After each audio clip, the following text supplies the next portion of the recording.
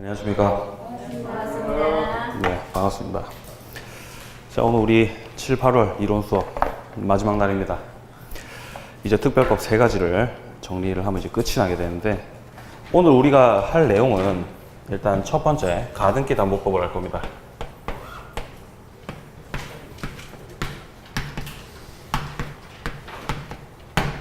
가등기 담보법이 어디 있냐면요, 601페이지에 있습니다. 여기서부터 할 겁니다. 가등기 담보법을 한 다음에 부동산 실권리자 명의 등기에 관한 법률, 부실법 정리를 할 거고요. 마지막으로 이제 집합건물 보도록 하겠습니다. 이렇게 이 순서로 정리를 하도록 하겠습니다. 여기서 이제 집합건물 같은 경우는 양이 너무 많기 때문에 여러분들 뭐 가볍게 좀 무시를 하셔도 괜찮다는 말씀을 드리면서, 일단 오늘 수업만 잘 들으셔도 요 두 파트 문제는 크게 이제 무리 없이 맞출 수 있게끔 제가 수업을 하겠습니다. 자, 그러면 일단 가등기 담보 등에 관한 법률 정리해보죠.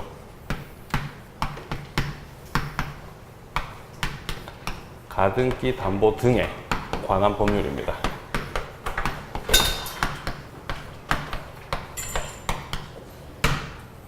자, 일단 제목이 가등기죠. 가등기인데 가등기 담보잖아요. 가등기 담보. 그러니까 가등기기는 한데 이제 담보라는 거죠. 자, 이걸 설명을 드리겠습니다. 이게 어떤 상황이냐면은, 자, 예를 들어서 이제 을이 갑에게 돈을 빌려줬습니다. 예를 들어서 한 1억 정도 빌려줬다고 칩시다. 그러면 을이 당연히 채권자죠. 자, 우리가 지난 시간까지 했었던 걸 생각을 해봤을 때 자신의 채권을 담보하기 위해서 뭘 설정합니까? 뭘 설정해요? 저당권 설정하죠. 뭐 근저당도 설정할 수 있겠죠. 자, 저당권을 설정을 하는데, 얘가 이제 저당권을 설정하는 게 아니라, 저당권자가 되는 게 아니라 갑과 을 사이에 대물 변제 예약이라고 하는 게 있습니다. 자, 지금 이 말이 조금 어려울 수가 있는데요. 자, 물건으로서 대신해서 변제를 하겠다라고 하는 이러한 계약을 체결을 하고, 을이 갑에 대해서 가등기를 하더라는 거예요. 가등기를. 자, 예를 들어서 일단 갑이 자신의 주택을 만약에 담보 잡혔다라고 생각을 해봅시다. 이 주택이 예를 들어서 한 3억짜리다. 이런 상태입니다. 자, 이런 상태에서 을이 갑에게 빌려준 돈이 현재 1억이죠. 1억이고 갑의 주택이 현재 3억짜리인데, 이 3억짜리 주택에다가 을 명의로 가등기를 해 놓겠다라는 거예요. 우리가 물권 총론 파트에서 했었던 가등기 같은 경우는 왜 가등기를 했습니까? 뭘 위해서 가등기를 했어요? 그렇죠. 순위를 위해서 했죠. 순위의 보전을 위해서 가등기를 했었습니다만, 지금 이 상황에서는 자신의 채권을 담보할 목적으로 가등기를 하더라라는 거예요.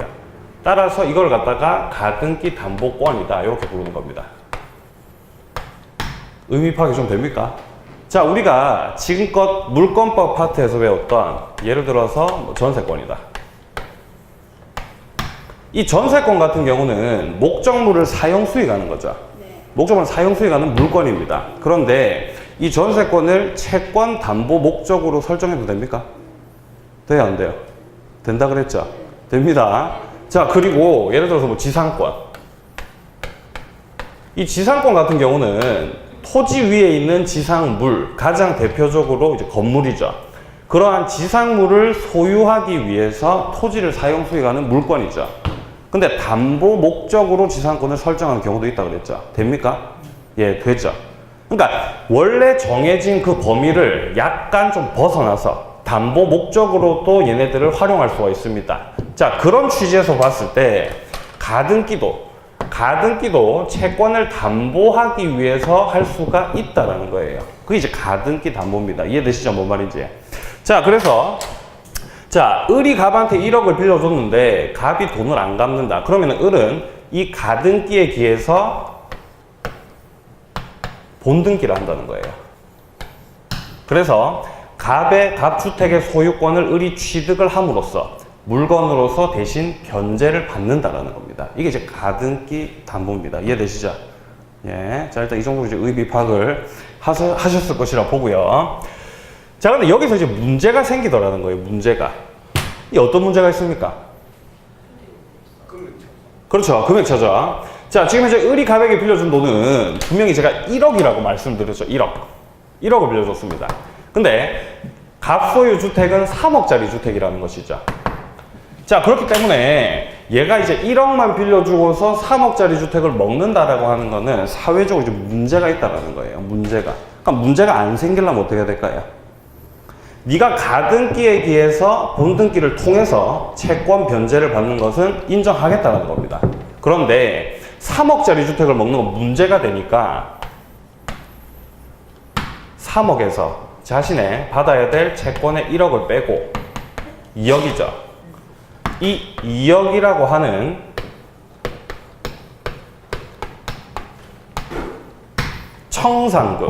청산금을 갑한테 지급을 하고 네가 소유권을 드시라 이 말입니다. 이해되세요? 뭔 말인지? 자, 그래서 청산금을 지급하고 네가 소유권을 먹을 수 있게끔 하려면은 반드시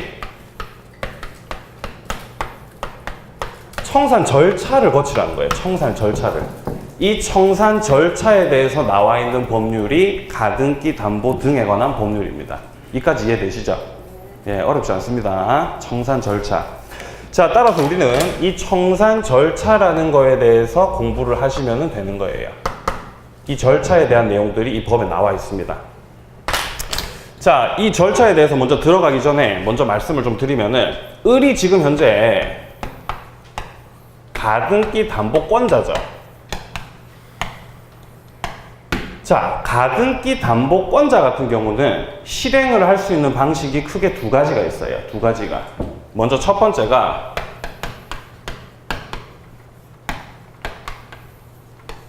경매 청구 할 수 있을까요? 가등기 담보권자가? 예, 할 수 있습니다. 경매 넣을 수 있어요. 자, 그리고 경매를 넣지 않고 제가 아까 말씀드린 대로 청산 절차를 밟을 수도 있습니다.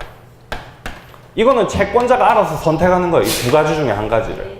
자, 그런데 여기서 이제 경매 청구를 만약에 하게 되면은 이때는 저당권과 동일해집니다. 저당권과 마찬가지로 순위에 따라서 우선 변제권 행사를 해서 매각 대금에 대해서 변제를 받고 나가시는 거예요. 저당권이랑 똑같죠. 따로 공부할 필요가 없는 거죠. 따라서 이제 이 법이랑은 상관이 없어지는 겁니다. 경매 청구를 하게 되면은. 자, 그런데 이렇게 청산 절차를 밟게 되면은 얘가 이제 소유권을 먹겠다라는 거기 때문에 청산금을 지급하는 그 절차에 대해서 이제 우리가 공부를 하게 된다는 겁니다. 자, 이 청산 절차를 받는 걸 갖다가 귀속청산이라고 해요. 소유권을 귀속시킨다라고 해서 귀속청산이다 이렇게 이제 표현을 하고요. 경매 청구 같은 경우는 해당 목적물 처분하는 것이죠. 따라서 이제 처분청산이다 이렇게 이제 부릅니다. 네, 이렇게 이제 크게 두 가지의 방법이 있다라는 말씀을 드리겠습니다. 자, 그러면 이제 지금 시점서부터 이제 청산 절차가 이제 어떤 식으로 진행이 되는지 그거를 이제 전체적으로 한번 그려보도록 하겠습니다. 자, 이 청산 절차 같은 경우는 크게 네 과정으로 시작이 되는 거예요.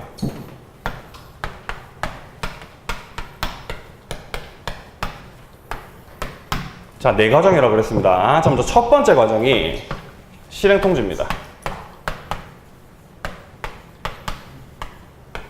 자, 여기서 말하는 이 실행통지가 청산금을 통지하는 거예요. 자, 그 다음에 두 번째 청산기간을 둡니다. 2개월. 예, 요건 이제 하나하나 제가 설명할 겁니다. 자, 그 다음에 이제 세 번째로 청산금을 지급하겠죠. 마지막으로 이제 가등기에 기해서 이제 본등기를 하게 되면은 이제 소유권을 취득을 하는, 이렇게 되면 이제 청산 절차가 이제 끝이 나게 되는 것이죠. 자, 제가 이거를 지금부터 설명을 할 테니까 잘 따라오셔야 됩니다. 이거 한 번만 수업 잘 들으시면은 문제 다 맞출 수 있어요. 어렵지 않습니다. 이걸 어렵게 느끼시는 분들이 있기 때문에. 자, 일단 예를 들어서 아까 전에 그림을 그렸던 대로 자, 만약에 을이 갑에 대해서 지금 현재 자 1억을 빌려줬고요. 1억. 채권자죠, 채권자. 자, 그리고 갑의 3억짜리 주택.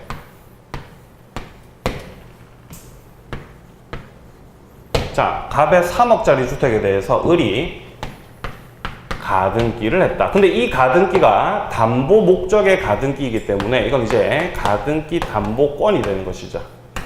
자, 이 상태입니다. 자, 이 상태에서 갑이 지금 현재 돈을 안 갚고 있다. 그러면 이 을의 입장에서 봤을 때 일단 경매를 넣을 수도 있겠지만 만약에 예를 들어서 이제 청산 절차를 밟는다라고 한다면은 먼저 첫 번째로 앞서 적은 대로 이제 실행 통지를 하게 됩니다. 실행 통지. 이 실행 통지가 청산금을 갖다가 이제 통지를 하는 거예요. 청산금을. 자, 지금 여기서 지금 현재 을이 받아야 될 돈이 자 보시면은 1억이고요. 갑 소유 주택이 3억짜리죠. 그러면 청산금 얼마로 통지하면 돼요? 예, 이자 쳐야 되는데 이자 빼고요. 이자 빼고요. 이자 빼고. 요것만 봤을 때 얼마 통지하면 돼요? 예? 2억이라고 통지하면 되죠. 2억이라고. 자, 이렇게 2억이라고 통지를 합니다. 자, 이렇게 2억이라고 통지를 한 다음에 그 이후에 청산 기간을 둔다는 거예요. 바로 청산금 주고 본등기 못 합니다. 청산 기간 2개월의 기간을 두는 거죠. 이 기간을 왜 두냐면은 자, 지금 이 사례 같은 경우는 가등기 담보권자 한 놈밖에 없기 때문에 뭐 크게 문제가 될 게 없을 수도 있습니다만 만약에 후순위에 또 다른 저당권자가 있을 수도 있겠죠. 자, 그리고 만약에 이 후순위 저당권자가 받아야 될 돈이 만약에 예를 들어서 뭐 1억이다. 1억이다. 자, 그러면은 지금 현재 이 가등기 담보권자 을이 만약에 정상인이라고 한다면은 청산금을 2억이라고 통지를 하겠죠. 주택이 3억짜리니까요. 자, 그런데 만약에 을이 좀 제정신이 아니라 가지고 예를 들어서 이 3억짜리 주택을 지 마음대로 2억은 좀 오바고요. 자, 예를 들어서 1억이라고 지 마음대로 평가했어요. 1억이라고 지 마음대로 평가를 하고 내가 받아야 될 돈 1억. 따라서 청산금 빵원. 이렇게 통지를 했다는 거예요. 이렇게 해도 될까요? 이렇게 해도 유효입니까? 어때요? 유효입니까? 예, 유효입니다. 왜 유효냐? 자, 이렇게 통지를 했다고 해도 이 평가 자체가 주관적 평가예요. 네? 주관적 평가라고요. 지금 채권자 을이 자신의 주관에 따라서 이 3억짜리 주택을 갖다가 지 마음대로 1억으로 평가를 해도 유효라는 겁니다. 유효. 여기서 이제 여러분들이 어려움을 느끼시는 거죠. 이게 말이 되느냐라고 이제 생각을 하시게 되는데 유효라는 거예요. 유효. 자, 이게 왜 이렇게 유효가 돼버리냐고 한다면은 이걸 갖다가 유효라고 한다라고 해도 이 이후에 이제 청산 기간에 2개월이라고 하는 청산 기간을 두고 있기 때문에 지금 현재 여기서 이 저당권자 입장에서 봤을 때 을이 주택을 1억으로 평가를 해버리면은 얘가 돈을 받을 수가 없죠. 돈을 못 받습니다. 자, 그렇기 때문에 얘가 이제 불만이 생길 수밖에 없어요. 자, 이렇게 불만이 있는 후순위 담보권자들을 위해서 이제 청산 기간을 두는 겁니다. 자, 그래서 이제 이 후순위 저당권자는 이 청산기간 2월의 범위 내라고 한다면은 얼마든지 경매 청구를 할 수가 있어요. 네? 경매 청구를 할 수 있다. 후순위 담보권자들이 경매 청구를 할 수 있도록 기간을 주는 게 이 2월의 청산 기간이라는 거예요. 자, 그러면은 여기서 이제 후순위 저당권자 저 병이 경매 청구를 하게 되면요, 진행되었던 청산 절차가 그대로 바로 중단이 돼 버립니다. 그리고 바로 이제 경매에 들어가 버리게 되는 거예요. 자, 그러면은 이 2개월의 기간을 두는 이유가 뭡니까? 예? 후순위 담보권자들을 보호하기 위해서 이 기간을 둔다라는 겁니다. 이 2개월이라는 기간이. 예, 여기까지 이해되시죠? 자, 이렇게 2개월 기간이 지났는데도 별 문제가 없었다라고 한다면은 그 이후에는 이제 을이 갑에 대해서 청산금을 지급을 하고요. 예, 정상적인 상황이라고 한다면 2억을 지급하겠죠. 자, 지급을 하고 그 다음에 이제 가등기에 기해서 예, 이렇게 본등기를 하게 됨으로써 소유권을 취득을 하고 절차가 끝이 나게 됩니다. 자, 일단 개략적인 설명은 드렸고요. 자, 그럼 이제 책을 좀 보시면서 좀 자세하게 내용을 살펴보도록 하겠습니다. 자, 먼저 601페이지를 펴보시면은 자, 3번 한번 보세요. 3번. 가등기 담보라고 돼 있죠.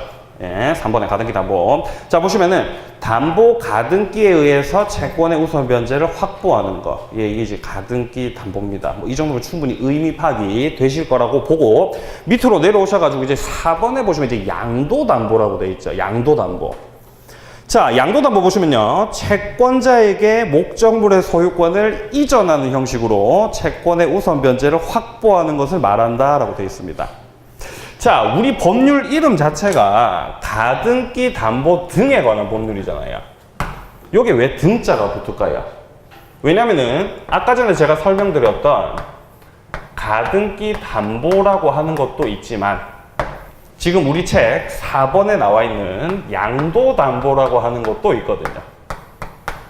그렇기 때문에 요 놈들을 묶어서 이제 등 이렇게 이제 표현을 하는 거예요. 자, 그러면 여기서 우리 도대체 양도 담보라고 하는 게 뭐냐? 이거 뭐예요, 도대체 양도 담보는? 지금 제가 설명드렸던 거는 지금 이제 을이 자신의 채권을 담보하기 위해서 가등기 하는 거였죠. 자, 그런데 이렇게 가등기를 하는 게 아니라 자, 채권자 을이 가등기를 하는 게 아니라 아예 갑에게 있던 이 등기를 아예 넘겨받는다는 거예요.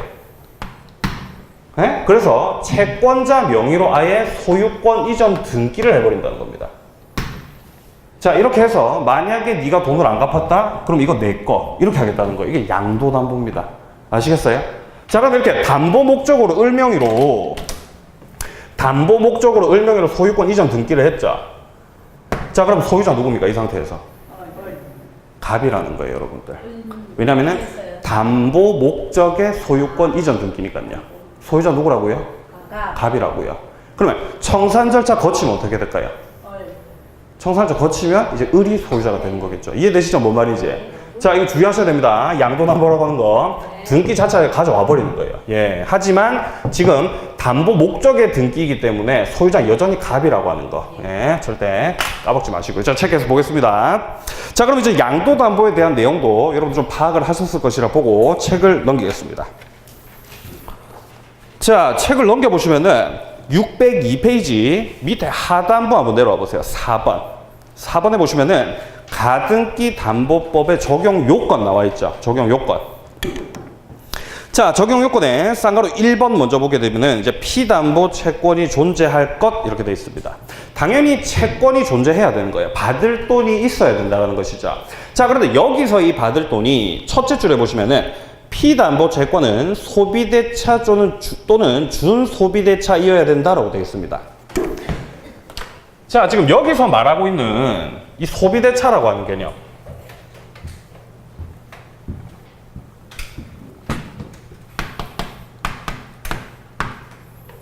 우리 책에 나와 있는 이 소비대차라고 하는 게 어렵게 생각하지 마시고 금전 소비대차 생각하시면 돼요. 채권자가 채무자한테 돈을 빌려줬다라는 거죠. 금전 소비대차 계약은. 그러면 금전 소비대차 말고도 채권을 가질 수가 얼마든지 있겠죠. 자, 예를 듭니다. 자, 예를 들어서 갑과 을이 매매계약 체결해요. 을이 매수인입니다. 자, 지금 현재 매도인 갑이 해당 목적물의 등기를 넘겨줘야 얘도 이제 대금을 주겠죠. 자, 근데 대금을 이렇게 주려고 하니까 갑이 등기를 이후에 조금 있다가 넘겨준다는 거예요. 좋다 그러면 내가 지금 현재 니한테 자, 대금을 줄 테니까 대신에 내가 가등기를 하겠다 이럴 수 있겠죠. 그래서 네가 나중에 나한테 등기 안 넘겨주면 나는 가등기에 의해서 본등기 하겠다 이럴 수가 있겠죠. 이게 이제 정상적인 가등기예요. 요 같은 경우는 지금 소비대차에 대한 채권이 아니라 매매 대금에 대한 채권이죠. 요런 경우에는 이 법이 적용되겠어요? 안 되겠어요?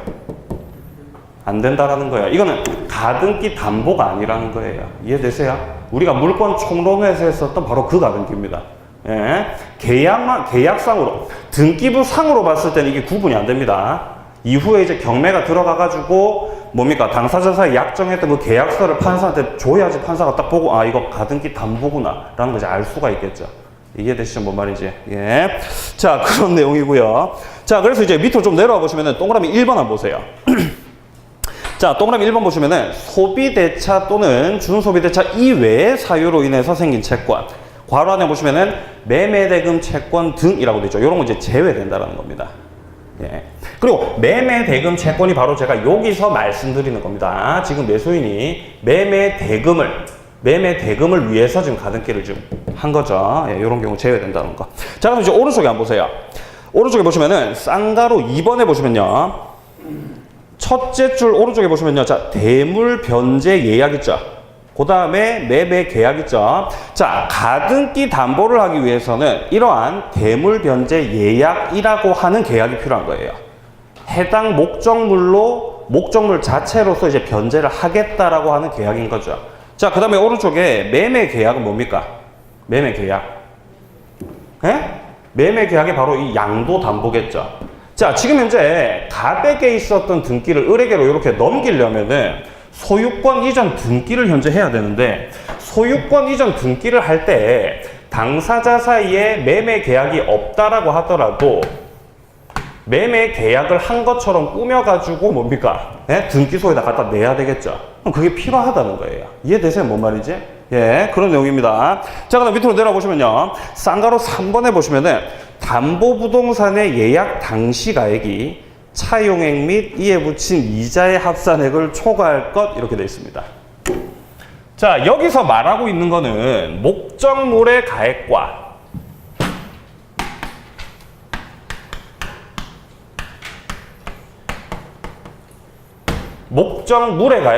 그 다음에 빌린 돈 있죠. 차용액.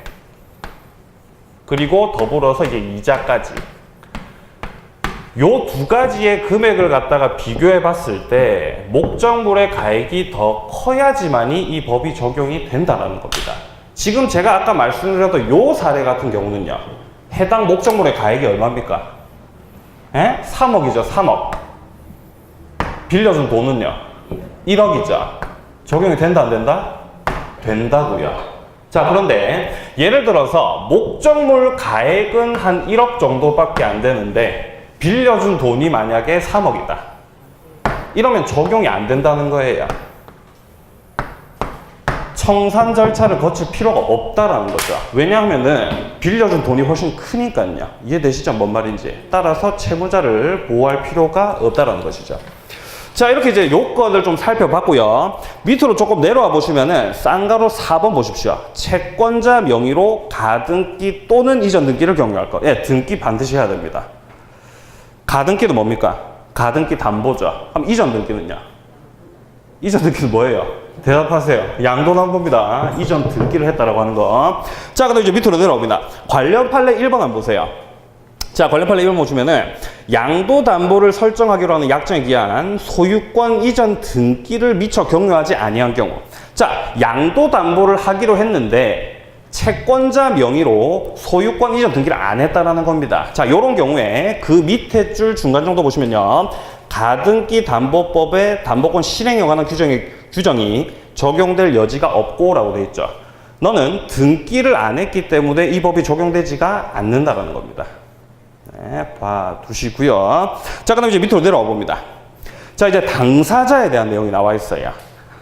자, 쌍가로 1번에 보시면은 가등기 담보 계약이라고 되어 있고 1번에 당사자 기억해 보시면요. 가등기 담보권자는 채권자에 한하는 것이 원칙이다.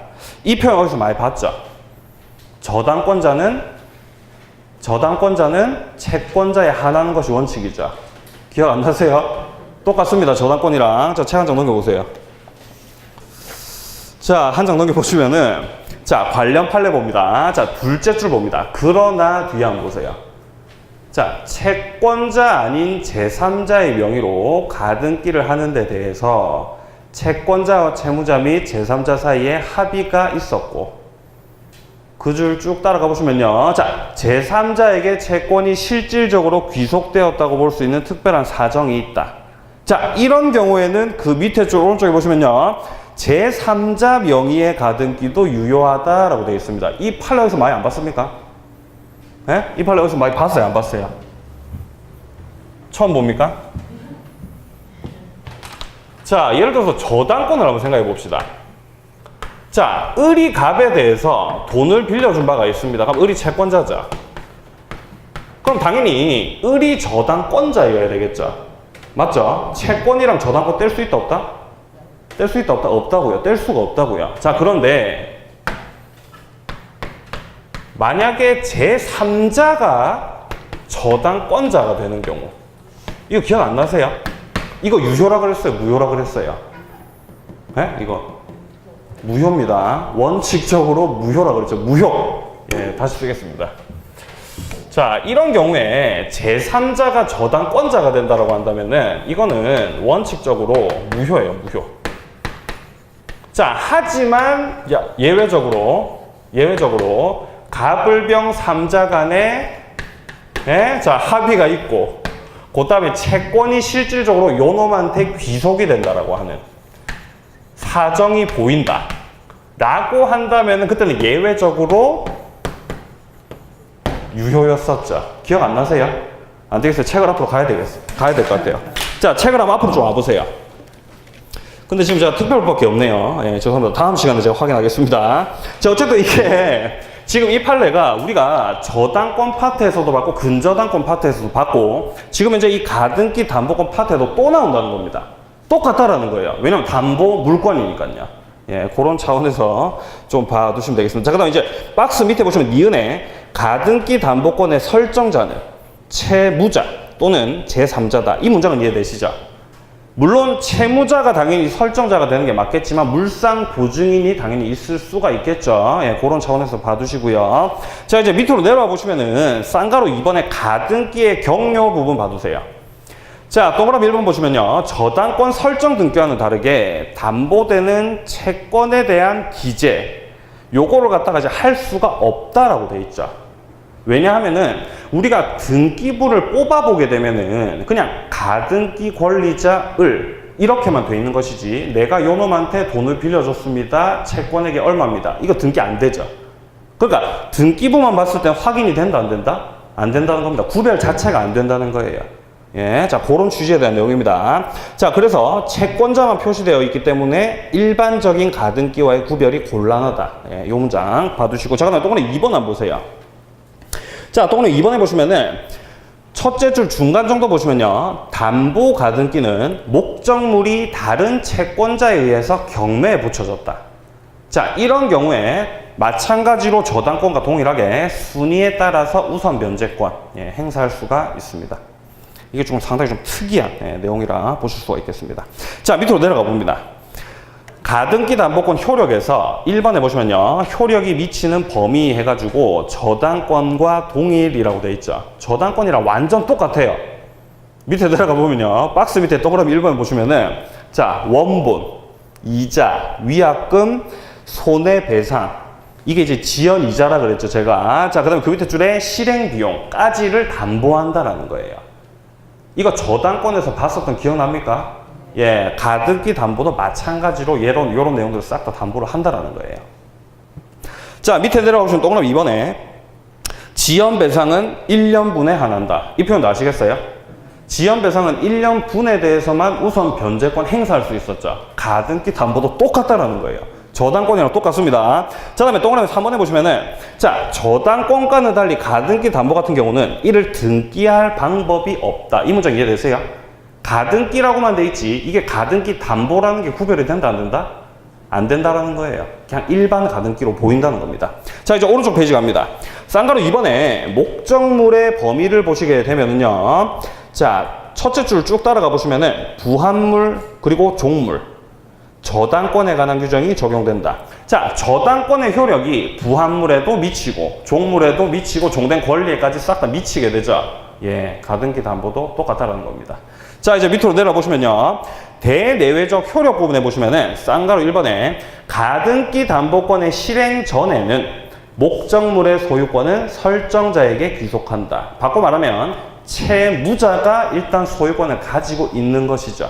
예, 그리고 절차를 밟게 되면은 예, 소유권이 넘어가게 되는 것이죠. 자, 밑으로 내려보시면요. 쌍가루 2번에 둘째 줄 중간 정도 봅니다. 목적 부동산의 사용 수익권, 그리고 목적 부동산을 임대할 권한, 이런 것들은 당연히 그 밑에 줄에 채무자인 설정자에게 있는 것이죠. 예. 자, 이제 전반적인 내용들을 조금 살펴봤고, 밑으로 내려와 보시면 네모 5번에 이제 가등기 담보권 실행 나와 있죠. 여기서부터 이제 다시 설명드립니다.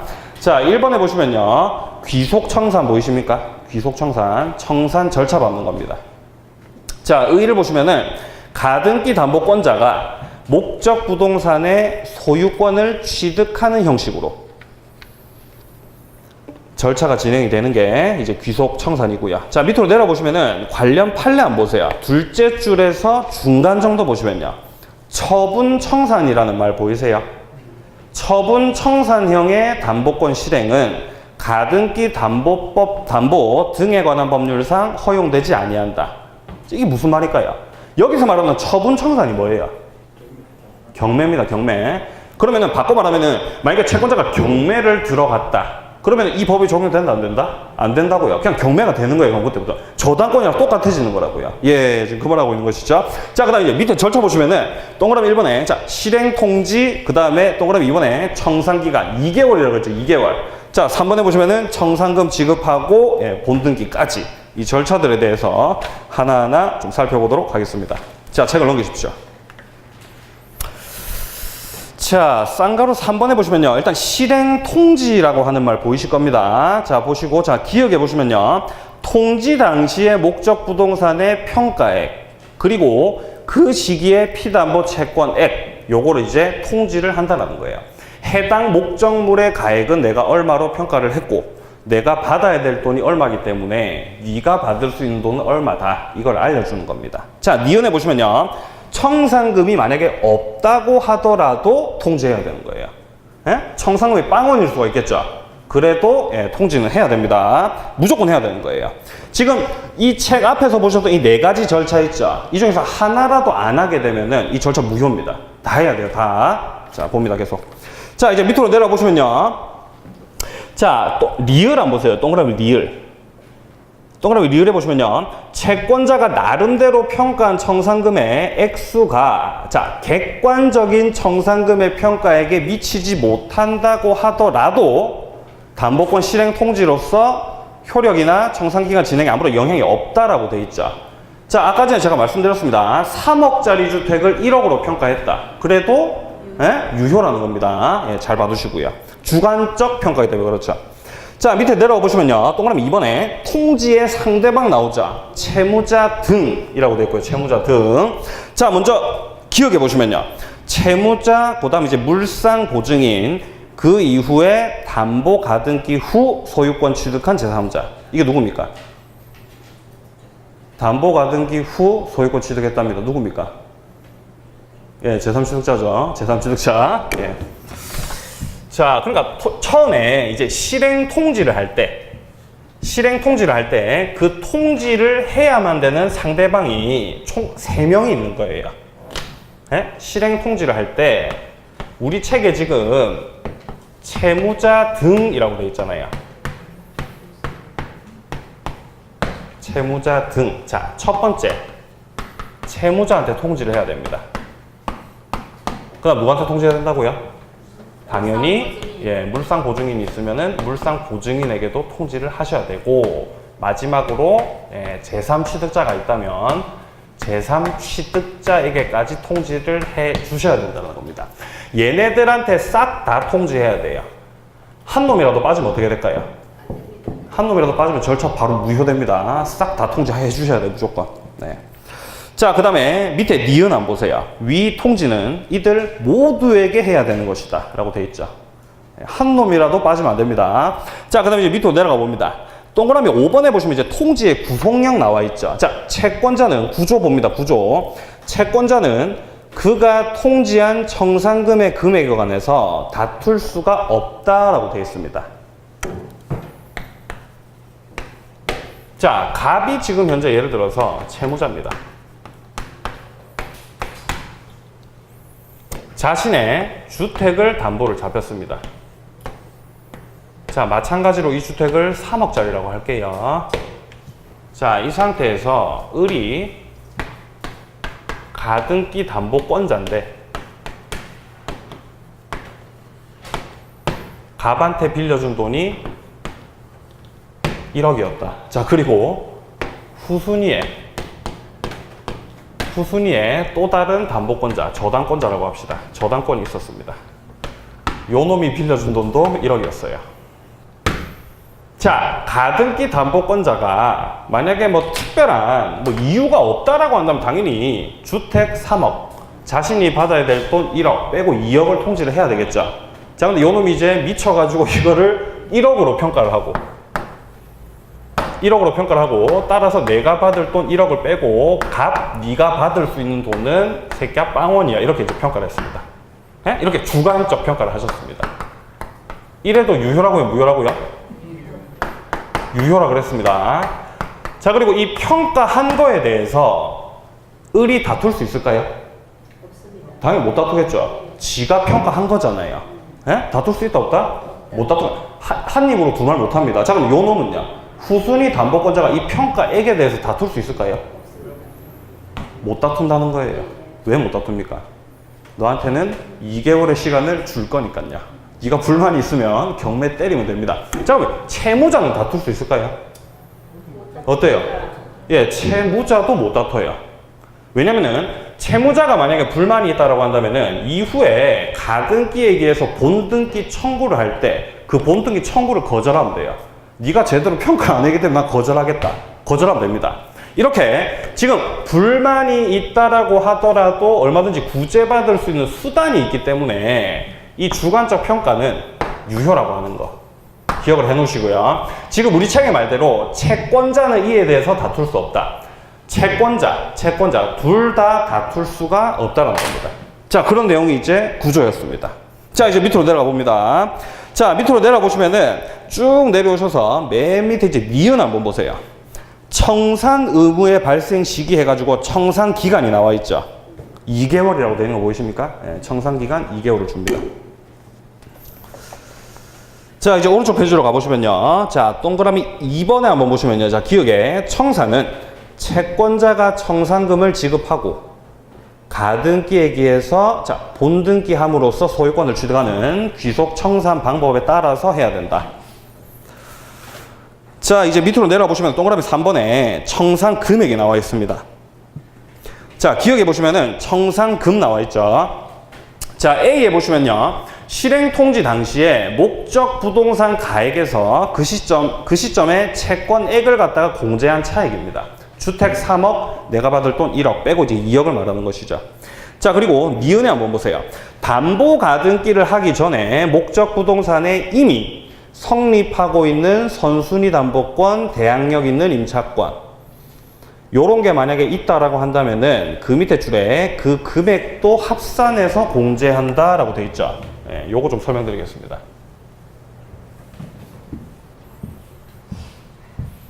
자, 여기서 이 가등기 담보권자가 갑한테 청산금 통지를 할 때 얼마로 통지하겠습니까? 예? 얘가 영한테 통지할 때 얼마로 통지하겠어요? 얘가 정상이에요. 3억. 예? 2억으로 정상입니다. 정상이면은 3억에서 1억 빼고 2억으로 통지하겠죠? 네. 자, 그런데 그럼 만약에 여기 후순위 요 놈이 저당권자가 아니라 만약에 자, 가등기 담보권자다. 요 놈이 받아야 될 돈도 1억이다. 그럼 요 놈이 만약에 정상이라고 한다면 얼마로 통지하겠어요? 2억입니까? 이 아니라 자, 주택 목적물 자, 가액 3억에서 자, 선순위 담보권자 1억을 빼고요. 그 다음에 내가 받을 돈 1억을 빼서 네가 받을 수 있는 돈은 1억이야. 이렇게 통지를 한다는 겁니다. 지금 1순위가 통지하는 거랑 2순위가 통지하는 게 다르죠. 자, 여기서 우리가 알 수 있는 거는 후순위는 그냥 무시한다는 거예요. 지금 현재 을의 입장에서 내가 실행 통지를 하는데 요 밑에 놈, 요 놈 거 지금 신경 쓸 필요 있다 없다? 전혀 없다라는 겁니다. 내 것만 신경 쓰면 돼요. 하지만 후순위, 요놈 같은 경우는 선순위 담보권자를 고려해야 되는 거예요.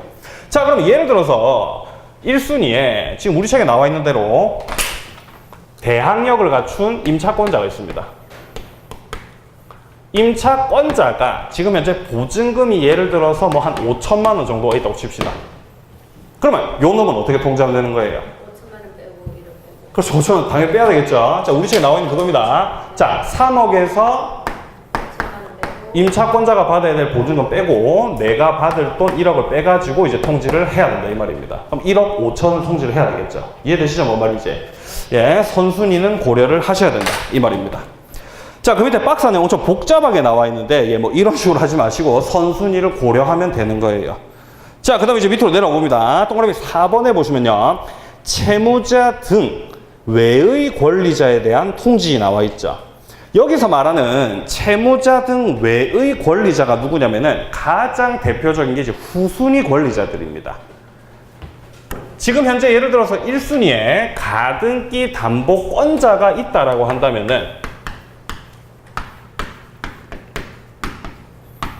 이 가등기 담보권자가 실행 통지를 할 때 얘네들한테는 싹 다 해야 된다 그랬었죠. 자, 그리고 우리 법에 규정돼 있기로 얘네들 외 권리자, 즉 후순위 권리자들한테도 통지를 해줘야 된다라고 우리 책에 되어 있는 거예요. 하지만 얘네들한테는 다 통지를 해줬는데 후순위 권리자들한테는 통지를 안 했다라고 해서 절차가 무효가 되지는 않습니다.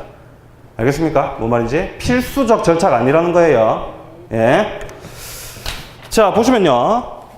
기억해 보시면은, 자, 채권자는 제3조 1항에 따른 통지가, 자, 채무자 등에게 도달을 하게 되면은, 자, 지체 없이 후순위 권리자에게 그 통지의 사실과 내용 및 도달이를 통지해야 된다. 라고 돼 있지만, 안 하셔도 절차가 무효가 되는 건 아니라 그랬습니다. 자, 책 넘기십시오. 자, 넘겨보시면은, 리을에 이제 통지 시기라고 돼 있고, 셋째 줄의 중간 정도 보시면요. 채무자 등 외의 권리자에게 통지하지 않았다 하더라도 청산기간 진행에는 영향이 없다라고 돼 있죠. 예, 요거 잘 봐두시기 바랍니다. 자, 그 다음 이제 오른쪽 페이지로 갑니다. 쌍거로 5번 안 보세요. 소유권의 취득 나와 있죠.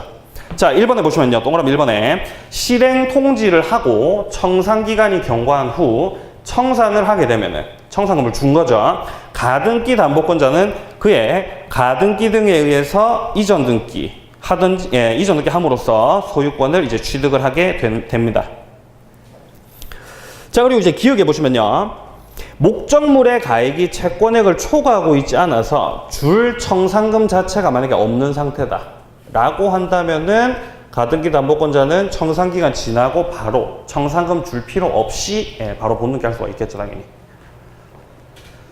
자, 밑으로 내려와 보시면요. 니은의 첫째 줄의 중간 정도 보시면요. 청산금이 만약에 있다. 그렇다라고 한다면은 그 밑에 줄에 청산기간 지나고 청산금을 주고 그 다음에 이제 가등기에게서 본등기, 예, 할 수가 있는 것이죠. 뭐 당연한 말이죠. 자, 그리고 동그라미 2번 한번 보세요. 청산금의 지급, 그 다음에 부동산의 소유권 이전 등기 및 인도 채무 이행, 동시행이라는 겁니다. 본등기 청구, 그 다음에 청산금 지급, 동시행이라는 거예요.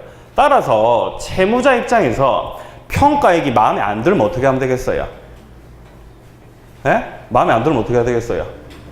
예? 이행 거절하면 되겠죠? 참, 지금, 여러분들. 자, 지금 내가 다 차근차근 말씀드리겠습니다. 자, 을이 가등기 담보권자다. 예? 요 놈이 받아야 될 돈이 마찬가지로 1억이라고 똑같이 하겠습니다. 1억이다. 자, 그리고 현재 갑의 주택이 3억짜리 주택이다. 자, 을이 만약에 이걸 갖다가 3억짜리를 그대로 3억으로 좋게 평가를 해주고 자신의 채권액을 빼고 2억으로서 뭡니까? 실행 통지를 했다라고 하는 문제가 안 될 텐데 요 놈이 만약에 주택을 갖다가 1억으로 지 마음대로 평가를 해버리고 내 채권액 1억을 빼가지고 네가 받아야 될 돈은 하나도 없어. 이렇게 평가해도 일단 유효라 그랬죠. 자, 그런데 만약에 후순위에 다른 저당권자라든가 가등기 담보권자들이 있다라고 한다면 얘네들이 알아서 경매 들어가겠죠. 그러면 괜찮아요. 경매 절차 딱 들어가게 되면은 이 주택 자체가 매각이 되고 그 매각 대금으로부터 이제 순위에 따라 받을 거니까요. 근데 만약에 후순위가 없으면 어떻게 해요? 다툴 수 있다 없다? 못 다툰다고요. 어떻게 해야 돼요 그러면요? 골 때리잖아요. 예? 어떻게 해야 된다고요? 자, 이후에 절차가 이후에 진행이 된 다음에 가등기 담보권자가 갑에 대해서 본등기 청구를 하겠죠. 등기 넘겨달라고. 이 청구를